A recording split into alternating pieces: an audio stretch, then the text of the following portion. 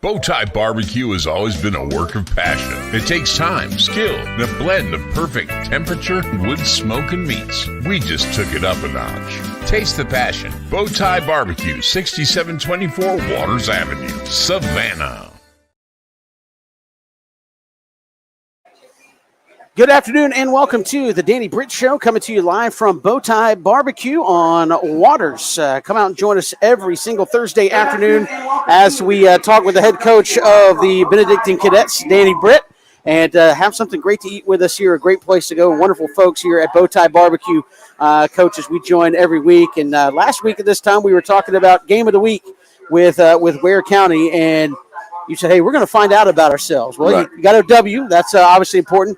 What did you find out about yourselves? Yeah, I found out we're a pretty good football team, and very proud about what we're doing, and the fact that we went down 14-0 and never really fought, we're having issues with it. We felt like we'd fight back, and we did, and, actually got back 17-14 right at half there. So very proud of the team and know that we can be a very good football team.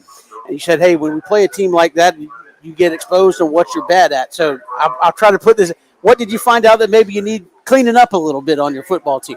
Yeah, there was a number of things. Actually, I had a list of 10 things that I talked with the guys about on Monday, but honestly, most of them are really small things, from some motion stuff that we've got to clean up a little bit, although the call was still very bogus on that touchdown that was brought back. Some special team stuff. Obviously, we had the mishap on the very short field goal there. My decision, I was hesitant whether to kick the field goal or go for it, and it cost us there. So, you always start with thumbs as a leader. Some basic things like that to a few penalties, tackling a little bit, just those things. And again, it's the small things that win you championships, right? Right. I think when you look at a program that's championship caliber, as you guys are, people say, well, focus. No, it's the small things that get you through quarterfinals to a championship effort, I guess. Definitely. The details, we have a saying, everything matters. Some things matter more than others, but everything matters. And when you are getting to this point, you are breaking down the minute details, and the kids have to understand they get better at that, or we do not get better. When you look at your kids on the sideline, tell us what you saw with your kids down 14-0, because a lot of times people say, I know in the stands you can kind of feel like, we just got slapped in the face pretty quickly here. What did you see from your kids at that moment when you said, okay, we're down 14-0, a lot of football? What do I see when I look in their eyes? What did you see from your team? Absolutely nothing. I mean, really, there was no change. I did my typical, the coaches pick on me, where I shake a little bit and I say some words that nobody even understands what they say because I was frustrated. But after that, it really was no change, no different. Nobody seemed to duck their head or anything like that. It just kept fighting. And again, offensively, you guys had a very solid football game. I mentioned to you after the game, I thought, Luke, that was the first game this year where you needed him to be Luke Cohenhawk and guide your offense and be that player. Not that he hasn't been, but just you needed him to do it in that game, and he responded for you. He did, definitely. I felt very, very confident that Luke was going to do that this week. And just in talking to him, he was at the red line the whole week and certainly before the game. So very excited. He did do that. I think it was 18 of 30 for 266 yards, 3 touchdowns. And, of course, he ran very, very well. The decision-making was very good, too. Not just, some talk about the details of things. It was the decision-making, whether to pull it and run it, when to get out of bounds, when to lower your shoulder, when to all of those things. He had a very, very good game, and we knew that was coming. Coach, I thought the last touchdown pass he had, I believe it was to Ack, where he stepped up in the pocket, had to scramble, looked like he was going to tuck it, had the presence of mind to stay behind the line of scrimmage and then dump it over the defensive players who had stepped up and find Ack, who made a heck of a run to finish that. But I got to imagine not many quarterbacks can make that play and stay within the moment and not just tuck their head and go. Yeah, very, very few quarterbacks can do that, and that's Luke, and that's what he does, and that's what he will. One thing that will make him great is that he can do that. He can fend off the guys, fight them off, keep the composure, and make great plays. And, of course, that was beautiful to Ack. And he and Ack have a synergy, I guess you'd call it, that that just really works well together. And then of course Ack ran over the guy and got in the end zone, which we all love. And again, over 250 yards on the ground, over 260 in the air, over 500 yards of offense. You're playing a tough, physical, defensive football team. Obviously got to be excited about those numbers, but that means also those 5 guys up front were doing their job against a very physical front 7 of Ware County. They did a very good job. We were concerned with some things coming off of the Westminster game. Those guys, again, going back to Westminster, they played very hard. A lot of credit to them, but they were not the physical specimens we saw last week. But our guys did a really good job and played well, up front. There was a few times where Luke was under pressure. One of them, when he got the touchdown, what the average fan doesn't know is they sent more than we had accounted for. So they had blitzed 6 at one time. We only had 5 blocking. All right, so they're going to get pressure. So they did a good job almost every time. And again, offensively, you've got to feel like they're finding that rhythm here. Where I think this is halfway point of your season already, coming up on Friday. You got to feel like offensively, they're starting to kind of find themselves a little bit. Yeah, it's time. It's time to do that. I feel like they are, and I feel like we, did the other night, and we feel like we can score at pretty much any time, and we do have to find that rhythm and make sure we're playing together and playing to our strengths, which can be a lot of different things. A lot of different people touch the ball. That's the idea.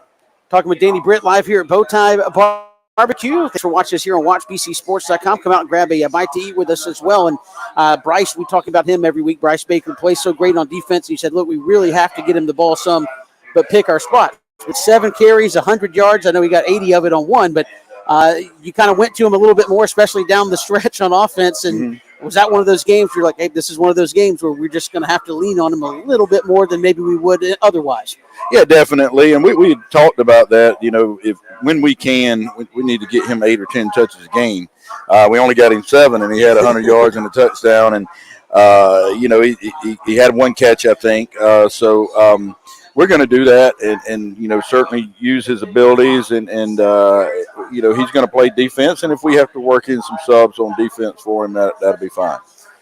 Let's go to the other side. Look at the defense in that game. This is a team that had won, I think, 14, 15 in a row, or more than that, excuse me. They won 15 last year, so 17, 18 in a row coming into this ball game.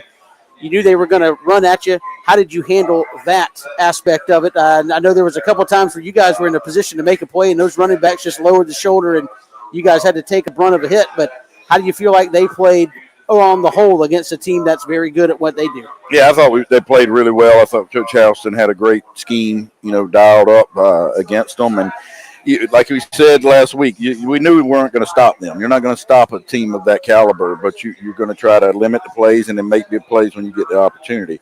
Our guys did that. They made some really good plays. Those running backs are good. I mean, they are tough. They are big. They're pretty. They are good running backs. And we did a pretty good job of stopping them. We did a pretty good job of getting to the quarterback. And when we had an opportunity to make interceptions, we did it. Makai obviously had a big game. Up front, I thought you guys really played well. Jeremiah Thomas, 6 tackles, 2 sacks. Cam Cody, I thought those guys were disruptive all night long up front for you, Coach. And really, with the guys you bring from the edges and things of that nature, it's 3 guys taking on 5 a lot to try to open up space for your guys to run free. How do you feel those guys did? It looked like they were very disruptive. Yeah, Jeremiah had a huge game and just played really well, was a force inside, which he has been for 3 years, to be honest. But and then he had 2 sacks. The last sack that sealed the game was beautiful. Coach Houston really did a good job of scheming him up and sent him on a twist, and he went all the way outside the offensive tackle, from head up to center, all the way outside the offensive tackle to get that sack. And just a beautiful play. Cameron played well, and he's just such a big force in there. He's hard to deal with. Defensively, I thought you had some big games. Larson Little, maybe unnoticed, he didn't have a pick or a sack, but 6 tackles, and might have been a few where he was right there in the scrum, right. As well as a guy who played a little bit as a freshman, now starting as a sophomore, and playing next to a guy that in Wilkes Albert that, I mean, I just assume he has 10 tackles every game. He's always around the ball. How much confidence do you have in those guys? But speak specifically about Larson, kind of how he's developed as the next kind of inside linebacker that you guys have coming through. Yeah, well, Larson's a soldier. You know, he is a workout machine. He does everything right. He's yes or no, sir, goes hard all the time. So he's going to be good because of that work ethic, that discipline. Now he's having to continue to learn how to play linebacker, and you know that's what Wilkes does so well. Is it's just natural to him. He reads it, see ball, get ball. And Larson's is working on becoming a little less mechanical, but very talented kid, great young man, and just is really playing well. In the back end, how do you feel about those guys? I know one returning starter from a year ago, a lot of guys that were getting put into new roles, a lot more snaps for those guys as well. And that was a team that could run it. They would try to spread it and get it to guys in space. Right. How did you feel they performed against Ware County? And now 4 games in, you getting more comfortable with some of those guys? Or you're seeing some guys that, you know, you're putting in better positions. How do you feel about having 3 new guys back there and kind of what you've seen from them and adjusting to who can do what well? Yeah, definitely. I'm really excited about the 3 guys. You know, Zach's back for a second year and is doing well and playing good football. You know, Mekhi Williams, we talked about earlier, is just a super talented sophomore that you had 2 interceptions the other night. Just a really talented guy who will absolutely strike you. And enjoying seeing that. He plays strong safety. His brother Marquis is a junior.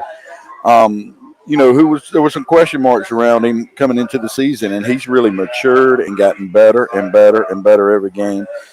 And then Antonio Mann, who's had some interceptions, he's got to quit making some mistakes, but he's got a lot of talent and can be a really good guy. And I'm proud of him. I told him in front of the team the other day, I'm really proud of him and some things he's done. There's a few mistakes he's making that he's just going to have to clean up. And I know you guys are fast, but it seems like those guys very physical as well. Had a lot of big hits coming up from their secondary spots last night. I know Bryce Baker had one, but it seemed like those guys in the back half or the back end specifically have really been playing physical coming down towards the football. And that's what we want. You know, you should be. I think it was even Coach Strickland mentioned that our physicality in the secondary surprised him a little bit.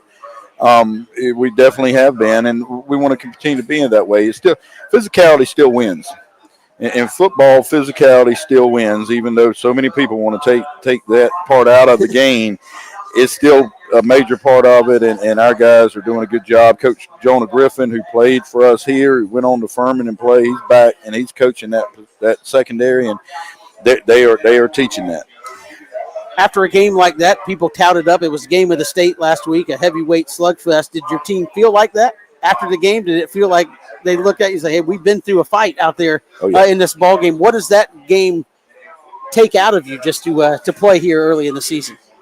You know, it doesn't necessarily take – if you win, it doesn't take anything out of you. It actually feeds you because it was a heavyweight bout. And, physically we were beat up a little bit, but not too bad. So, you know, we kind of accounted for that a little bit Monday and Tuesday, but it was time to go back to work. And, you know, but because you win it, they knew it was a great win, knew it was a great game, a hard-fought game. And it actually gives you energy to go on into the rest of the season. Before we move ahead, how's it been this week in practice? I know everybody outside the program is going to pat them on the back for the way they played and came back, but have they kind of 24-hour ruled that thing? Because that was obviously a huge ball game and a huge win. Yeah, definitely. As soon as we got together, we talked about it. We did team awards. We bragged about it on Monday, and then you go out and you install for the next game, and you have to drop it. And I feel like they've done a good job, as good a job as they can. As coaches, we just keep pushing it and pushing it and pushing it. But I feel like they've done a good job of moving on, and it's time to go to work for the next time.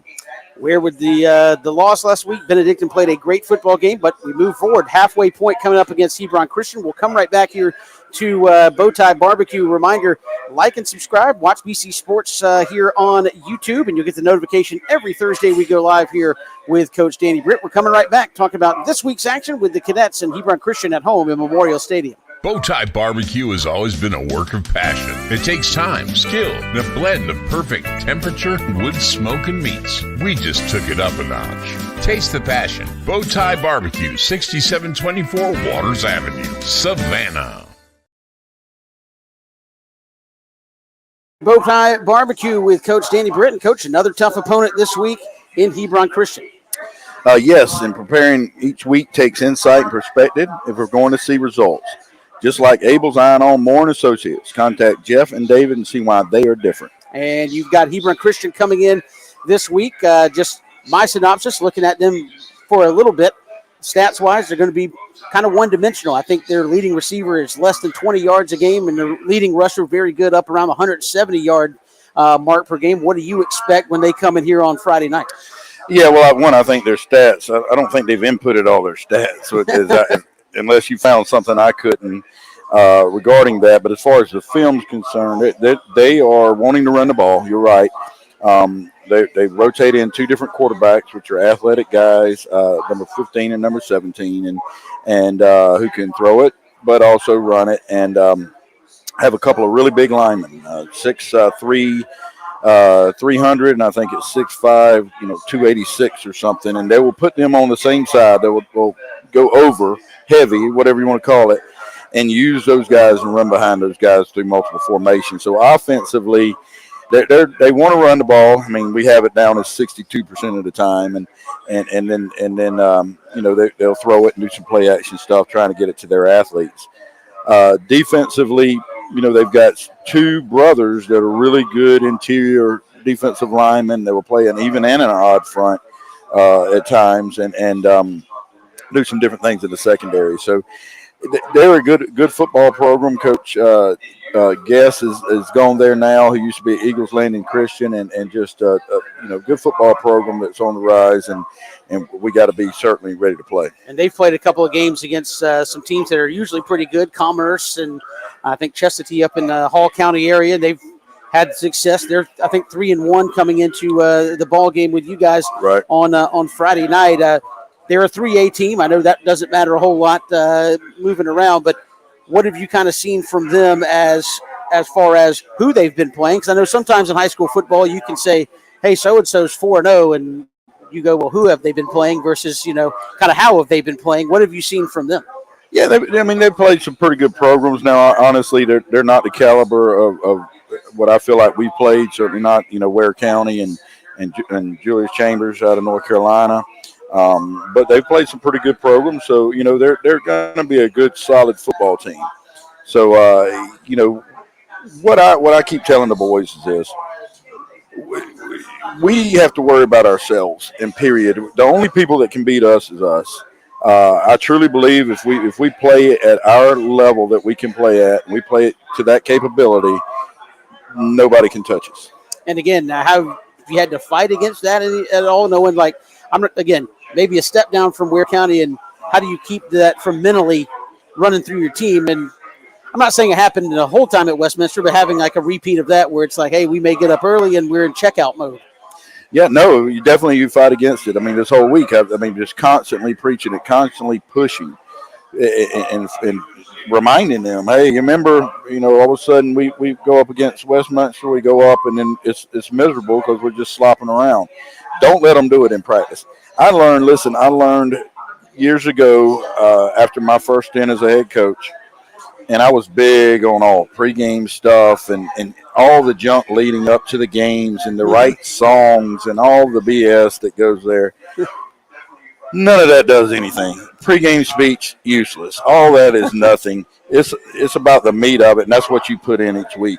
So if almost all the time, if you're doing things right during the week, then in the game it's going to come to play. Now, don't get me wrong. You still have to the players have to get, and the coaches have to get to another level on Friday. They have to rise up and get mentally focused and dialed in on what they're doing. But really, the work comes in, during the week. Now, I've happened to hear some clips of the locker room speech. You're saying there's no like list of favorites you just pull out. I mean, that doesn't matter. No, and I'm not a list of favorites guy. I'm kind of I am who I am. I'm not smart enough to do that. I just say what I'm feeling. Right. No, it's important, and that will take it to the next level. But that is not what wins football games. What wins football games is how you work and what your mentality is during the week. And again, Hebron Christian coming in, and you said doing some different things defensively. How do you feel you've seen a lot of kind of variety here early in the season to kind of be ready for a lot of that stuff? Definitely, that's another reason why I like to play big games in different places and different teams. And you get that rapid fire of all kind of different looks, offensively, defensively, and you learn how to prepare for it. The kids have seen it. I think too, it's important when we go against each other. They're seeing different things. Defensively, when we go against our offense, we're seeing multiple offensive sets. We're seeing a fast pace. We're seeing wing T. We're seeing spread I. So we have to be able to adjust to that. So we're used to it. Offensively, the same thing. You're going against our defense. You're going to see different blitzes, different stunts. You're going to see different coverages. So, it's good and helps us be used to all that. I always ask this in high school football because there's so many teams you could play. How did you manage to get Hebron Christian to get on the schedule here? So I had just put out there, we put out on all the social media sites that we needed games, kind of the same way we got with Julius Chambers. But so Chad Griffin, who used to be the AD at Calvary, is now at Hebron. And he gave me a call and said, hey, they needed a game. Something had fell through. And it was the same date we had, so I said, "Come on down." Are you going back there? Is it just no? It's a one-year deal. One-time thing, and again, high school scheduling has kind of changed here. How have you seen that? Where 20 years ago, going to Charlotte would have been like, "You're going to do that?" Like going to Miami, you're going to do that. Now it seems like, as you said, it's just become commonplace. Where even teams that aren't necessarily number one, number two in the state will go over and play a school from Alabama or Tennessee, what have you. Is that something that becomes more commonplace, or have you seen enough in the state of Georgia where you say, hey, we can stay in the state of Georgia and still get the games we're kind of looking for? Yeah, no, we want to. So a couple of different aspects to that. Yeah, the game's changed, and high school football's changed. It's become bigger and, more media coverage and so much more money, right, and all of the things. For us specifically, I decided a number of years ago I want to go to the next level. That's where you see the hashtag next level from, and I want to become a Southeastern power. So I want to go play people or bring other people in from other states and other areas and play games. I believe it makes you better. The harder competition you play, the better you'll be. I saw it a few years ago when we were in a region that was just not good. And we would play pretty good competition the first two games. By the end of the season, we were worse. We were a worse football team. That should never happen. And it doesn't matter how hard you work as a coach and how much you talk about it in practice. If they know they're going to go beat that team on Friday, week after week after week, it makes it hard. You don't get better. So I want us to get better, and that's how you do it. You play good people, and we'll go wherever and do what we got to do to play. Have you found it to be, I don't know, easy is the right word, but has it been easy to find games like that for you guys to go out and play? No, it's really difficult to get these games. A lot of people don't want to. If they feel like they're better than you, they don't want to play you because they don't want to lose. Simply don't want to lose. And then the good teams it's hard to schedule, especially if I want a home and away. Some people aren't wanting to travel necessarily, and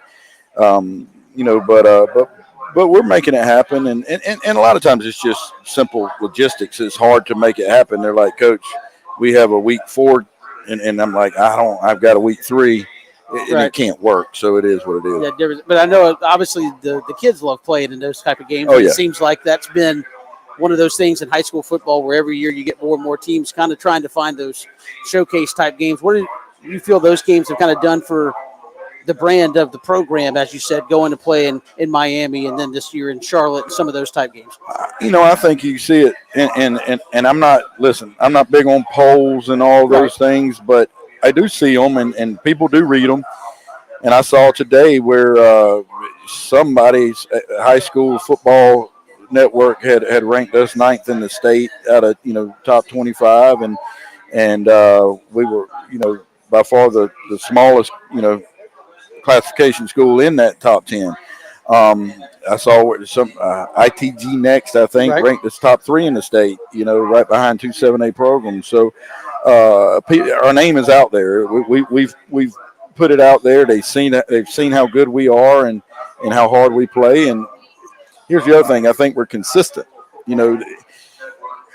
anybody can go get some kids and have a really good year with some good talent, but maintaining that takes a lot of other things going on. So, I think it has helped build our brand for sure. And again, you've got Hebron Christian coming in this Friday, and then Saturdays have been fun to watch from a BC standpoint. You got guys, we talk about this every week, playing everywhere. Hicks played against Ole Miss last week, right. had a good football game, and again, it seems like your guys who are getting opportunity are really excelling. We say this every week at the next level, and you have considering you can only send so many every year, I think you said you had, 20-something playing at college football right now? I think it was 24 is what we ended up coming up with for last weekend. Yeah. That is pretty good to keep putting that talent out there and not only playing, but actually playing at a high level. And here's the other thing, Kevin. Eric Hicks had a sack the other day, and Stephanie and I were watching it. My youngest daughter went to Tulane, friends with Coach Fritz, and so really interested in that when I'm watching Eric. He gets a sack. Well, here's the other cool part. He's graduated from Tulane with his graduate degree in finance, and he's working on a second graduate degree. How cool is that? So not only are they going being successful football players, they're being successful students. For the most part, staying at the same program, which is not happening anymore because, they know how to work academically. They know how to handle things when somebody's tough on them, all right? And they're not just looking to get out and get a divorce the second something doesn't go right for them. And again, it's good to see, and as you said, they see that part of BC in them as they've gone forward. And before we step aside, I know Georgia Southern's going up to Wisconsin this Saturday. A lot of people saying that might be a game to watch there for the big upset.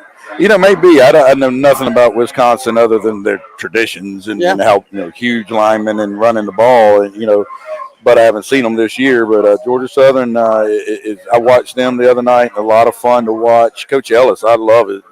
His play calling is wide open, baby. And so I'm excited, rooting for the Eagles, obviously, and hopefully they can bring home a W. Absolutely. And again, BC trying to bring home a W tomorrow night. It will be at Memorial Stadium, the second of 3 straight home games for you guys there, Coach. And it's got to feel good. I know, traveling's no issue, but a lot of logistical stuff that goes into taking the road trips you've taken so far, and got to be good for a good stretch here to not have to do all that to just get ready to play a football game. Yeah, it's so much easier to be at home and not have to plan all the traveling. And I'll be honest with you, I've got really good people, Jack Holland and Miss Susan Johnson, who take care of most of the home stuff. So all I really have to do anymore is take some coolers over to have drinks set up. And so it is so much better. And I get home before 5 a.m. on Saturday morning. It's really nice, too. That's right. And again, I was going to say, so much I hear from football coaches or any just athletic coach in general is routine. We like things to stay in that flow. Do you feel like it was everything but routine that first couple of weeks where you had to take those trips, and now you kind of, hey, this is what we're doing, and we're in it? I literally said that. I said yesterday, because of all kind of things, because of the traveling, because of the weather, the heat and the hurricane and the lightning and all that, I felt like yesterday was the first time we were in a rhythm. Meaning, just like, hey, Monday's Monday, Tuesday's Tuesday, we're in a rhythm here and we're going. Of course, then we get a break, right, with a week off, which is nice. We need it. But yeah, hopefully we can kind of get in a flow now. Hebron Christian coming in tomorrow night, 7:30 kickoff at Memorial Stadium. Bowtie Barbecue is where we are every Thursday afternoon with Coach Britt at high noon. Go to Watch BC Sports here on YouTube. Subscribe to the channel. You'll get that notification every time we go live. Or if you missed the show, you can go back and watch it each and every time. And, of course, come here to Bowtie Barbecue. Great food for lunch. Great pregame stop as well tomorrow night before you head over to watch the Cadets and Hebron Christian. For Danny Britt, I'm Kevin Thomas. We'll see you next week. We'll actually see you tomorrow night. Watch BCSports.com for the Cadets and Hebron Christian. And we'll see you next time here from Bowtie Barbecue. Bowtie Barbecue has always been a work of passion. It takes time, skill, and a blend of perfect temperature, wood, smoke, and meats. We just took it up a notch. Taste the passion. Bowtie Barbecue, 6724 Waters Avenue, Savannah.